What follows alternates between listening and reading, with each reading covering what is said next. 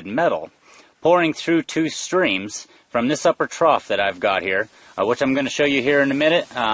By pouring a liquid metal through our cross induction system, you notice my induction circles here are no longer actually just a ring of tin, but I have a 200 wrap coil of magnet wire here. And if I can take one of these off of there, and I'll show you exactly what it looks like.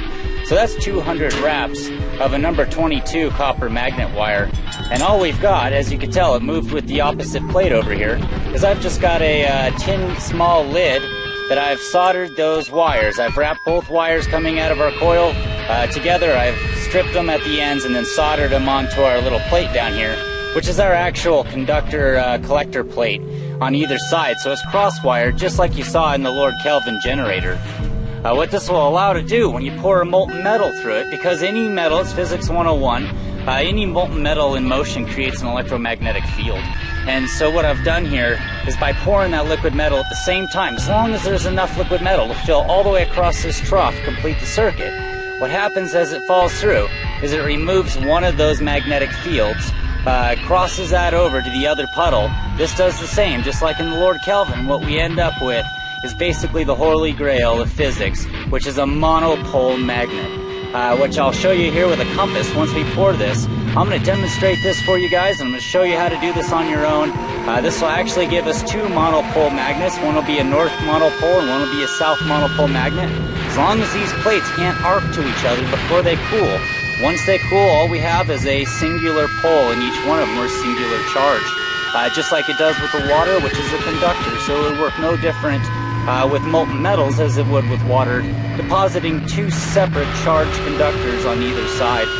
This also not only is a magnet, but this is, like I'm saying, is monopolar conductor materials, which I've been doing some experiments with now since I've discovered this, to find out if maybe transferring DC current over long ranges might be more feasible with a monopolar conductor. So let me go ahead and start melting down some of this metal that I've got. We're going to try it a couple different kinds and see if we can't pour a few different ingots of monopole conductors and then a monopole magnetic material.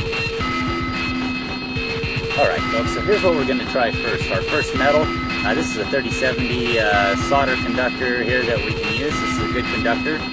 Just melts really easily, so I can do this out here without a lot of big kilns and stuff like that, but we're still going to end up with basically the same product. So let me go ahead and start our torch up.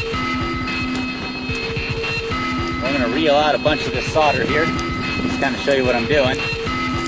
Alright, we're going to layer a bunch of this inside this trough. Alright, that looks good. So as you can tell, I've got a large clump here of solder. I'm going to try to get that evenly spaced across so it's about the same length as my trough in there. Still a little long, bend some of that over. And that should give us, once I heat that up, that should give us a pretty even puddle all the way across. You may be asking why I need an even puddle. Well, if there's not an actual conductor link, whether it's water or metal, all the way across this circuit, it's not a circuit. And the only time that circuit completes is when you actually saw an arc like in the Lord Kelvin generator. So let me go ahead and start melting this down here. We've got the torch turned on here.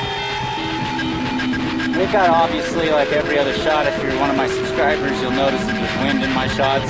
I probably live in one of the most incredible wind-active areas you can live in here. That's why we have up on the hill up here quite a few large wind generators. So here we go, you can see the material starting to get hot.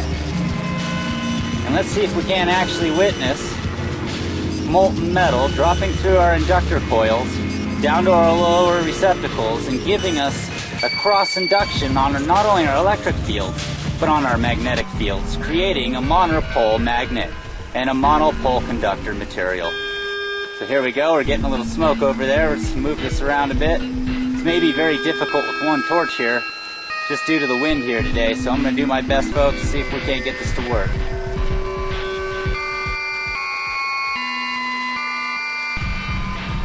Let's see, so I'm going to go ahead and just leave the camera rolling as I do this, and I may edit it until I actually see the metal starting to melt down out of it.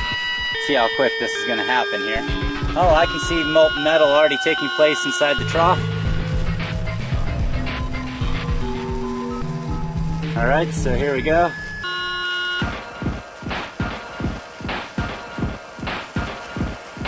Notice I'm not going up to the ends yet. There's actually holes in that trough right up towards the ends of it. So I'm going to go ahead and turn the center liquid. And then I'll move over to the edges there and we'll drop that liquid out of the end of the holes through our induction rings here. These are actually kind of a form of electromagnetic induction rings. You know, folks, I decided not to sell this to a major corporation. I decided to go ahead and give this to the world for free. Which, there we go, there's our first metallic drip out of that one side.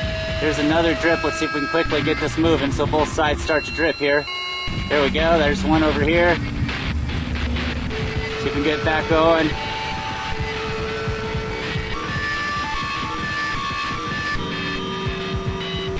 There we go, there's some molten metal.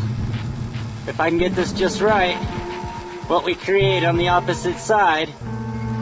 Alright, so let me get in here.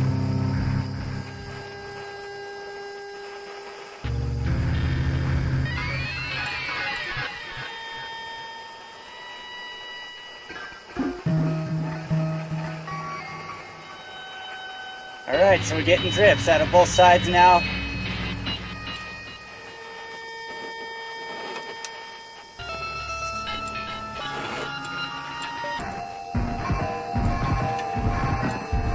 Alright, so there we go.